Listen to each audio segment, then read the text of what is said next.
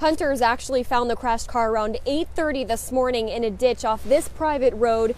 That's when the suspect got out and ran. Now the officer followed the suspect right here to this gas station in Benton Harbor. I want to show you the scene. Like you said, a heavy police presence, and Metro Homicide is also here. Take a look at this right now. Smoke is just pouring out of the building. And actually there was a clerk working inside this gas station at Phillips 66. This is the intersection of LaSalle and Lafayette here in South Bend. It's a quarantine facility for those struggling with homelessness. The health department will not fine businesses if their customers are not wearing the mask. Right before Thanksgiving, that way students aren't bouncing back and forth between home and school for various breaks. Around 4 o'clock this morning, they finally got him to cooperate. They actually had to bust down the garage. I'm going to show you over here.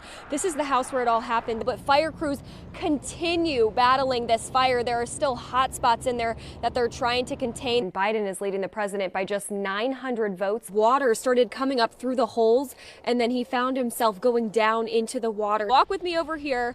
This is a gas station here, the parking lot. It looks like it's snow covered over here, but this is actually ice. From Knox, Smith traveled 20 miles to DeLong to this gas station, walked inside through the doors, and made a phone call on this phone. He signed more than a dozen executive orders yesterday with plans to sign 10 more today. They're using an underwater drone hoping to find his body. In an effort to keep both students and staff safe while back at school, I want to show you, this is one of the tents here. They're also adding another tent before school starts on Monday. I'm actually standing on a lifeguard chair right now. There won't be lifeguards here at the beach. Good morning. Time is now 5:48 on your Thursday morning. Take a look at what's trending right now. I mean, you can just come in here, pick up a cupcake, and then give it to someone special.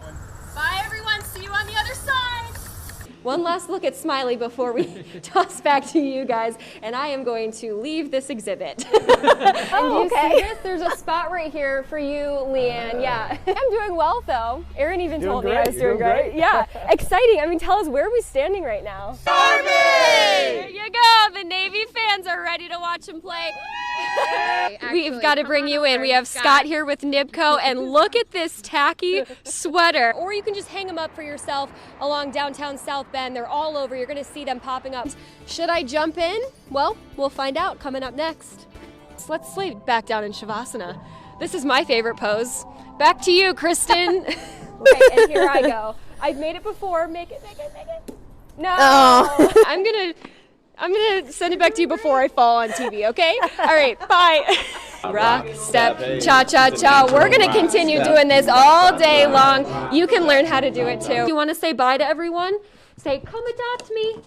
Woof, woof. Back to you guys. Burrell Burnett Jr. has lived in the same home, mowing the same grass for the past 56 years. In the beginning, it was quiet. But for nearly 2 decades, he's been hearing this. A lot of traffic out there, a lot of heavy trucks. That's because he lives along Napier Avenue, the road thousands of drivers use to get from US 31 to I-94. You can sit here and you can count in about 10 minutes, you'll see about 50, 60 vehicles go by out there. But that's about to change. In 2 weeks, MDOT will start the construction connecting traffic flow from the 2 freeways. It's been on the back burner for almost 20 years. We've just been kind of waiting for the funding to come through. The nearly $122.5 million project will take 3 years to complete. This year, MDOT will begin constructing a roundabout at the I-94 business loop in Crystal Avenue, and also construct a new bridge at Britton Avenue over US 31. We will, again, start here in just a couple weeks and probably go through mid-November this year, and it'll take all of the construction seasons in 2021 and 2022. Starting next year, 3 miles of I-94 will be reconstructed, changing it from 6 lanes to 7. It will be an auxiliary lane on eastbound I-94 from the US 31 connection to I-196. So by the end of 2022, everything should be open to traffic. There'll be some stuff in 2023, but it's all off the roadway. And finally, after nearly 20 years, those living along Napier Avenue will feel at ease. That's good news that they're going to do that. Because they get a lot of traffic off this road out here, say. A lot of traffic.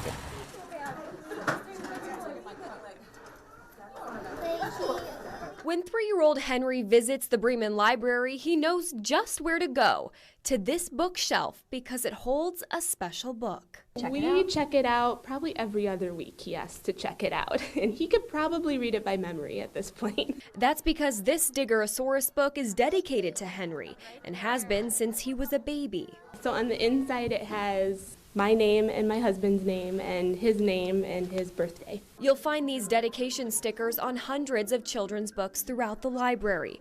When the tradition started in the 70s, every baby in German Township automatically got a baby book. Now, parents request it. If it's somebody who has a religious background, maybe we'll get a book that's religious. Somebody like Henry who loves trucks, we'll find a truck book. But it is inside too. All of the books carefully selected for each child, then put on the shelves to be shared with the community. We made a snow girl. Emerson Ray Williams. Brittany Williams grew up in Bremen and remembers having her own book as a child. And it was really special to come to the library, find our book, check it out, and read it with Mom and Dad. Thank you. That tradition now being passed down to her daughter Emerson as she dedicates a book to her. We're checking it out already, and we're going to read it early, so this will be special. A special tradition that's not only about a child seeing their name on a book, but rather a way to encourage the love for reading early on, page by page. Wow.